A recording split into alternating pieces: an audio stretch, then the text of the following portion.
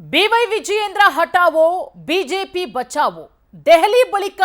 ಬೆಂಗಳೂರಲ್ಲಿ ಲಿಂಗಾಯತ ಮುಖಂಡರ ಸಭೆ ನೋಡಿ ಸಭೆಯ ಬಳಿಕ ವಿಜಯೇಂದ್ರ ವಿರುದ್ಧ ನಾಯಕರು ಮುಗಿಬಿದ್ದಿದ್ದಾರೆ ಬಿವೈ ವಿಜಯೇಂದ್ರ ಹಠಾವೋ ಬಿಜೆಪಿ ಬಚಾವೋ ಸಭೆಯ ಬೆನ್ನಲ್ಲೇ ವಿಜಯೇಂದ್ರ ವಿರುದ್ಧ ನಾಯಕರು ಮುಗಿಬಿದ್ದಿರೋದು ವೀರಶೈವ ಲಿಂಗಾಯತ ಮುಖಂಡರ ಸಭೆಯ ಬಳಿಕ ಈ ಕೂಗು ಮೊಳಗಿದೆ ಶೀಘ್ರದಲ್ಲೇ ಬಿಜೆಪಿ ರಾಜ್ಯಾಧ್ಯಕ್ಷರ ಬದಲಾವಣೆ ಆಗಬೇಕು ನಾವು ಹೈಕಮಾಂಡ್ಗೂ ಕೂಡ ಈ ಬಗ್ಗೆ ಮನವಿಯನ್ನ ಮುಟ್ಟಿಸ್ತೀವಿ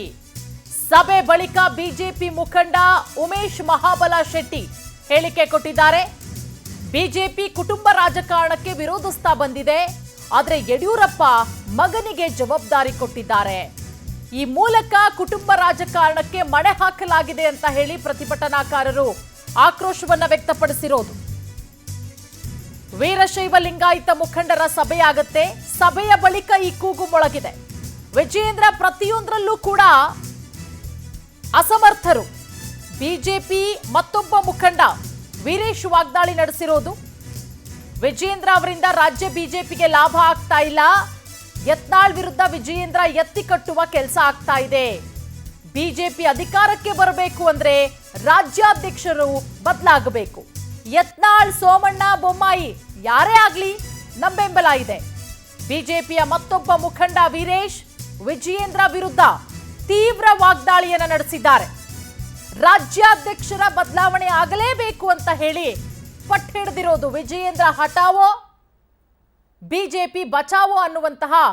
ಕೂಗನ್ನ ಕೂಗಿದ್ದಾರೆ ಒಟ್ಟಾರೆಯಾಗಿ ಬಿಜೆಪಿ ರಾಜ್ಯಾಧ್ಯಕ್ಷ ಬದಲಾವಣೆ ಆಗಬೇಕು ಈ ಗೊಂದಲ ಗೂಡಾಗಿರ್ತಕ್ಕಂಥ ಬಿಜೆಪಿ ಇವತ್ತು ಬಗೆಹರಿಬೇಕು ಈ ಸಮಸ್ಯೆ ಬಗೆಹರಿದ್ರೆ ಮಾತ್ರ 2028ರಲ್ಲಿ ಅಧಿಕಾರಕ್ಕೆ ಬರಲಿಕ್ಕೆ ಸಾಧ್ಯ ಆಗ್ತಾ ಇದೆ ಅನ್ನೋ ಮಾತನ್ನು ಹೇಳಿದ್ದಾರೆ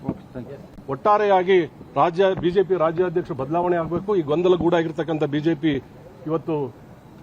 ಬಗೆಹರಿಬೇಕು ಈ ಸಮಸ್ಯೆ ಬಗೆಹರಿದ್ರೆ ಮಾತ್ರ 2028ರಲ್ಲಿ ಅಧಿಕಾರಕ್ಕೆ ಬರಲಿಕ್ಕೆ ಸಾಧ್ಯ ಆಗ್ತಾ ಇದೆ ಅನ್ನೋ ಮಾತನ್ನು ಹೇಳಿದ್ದಾರೆ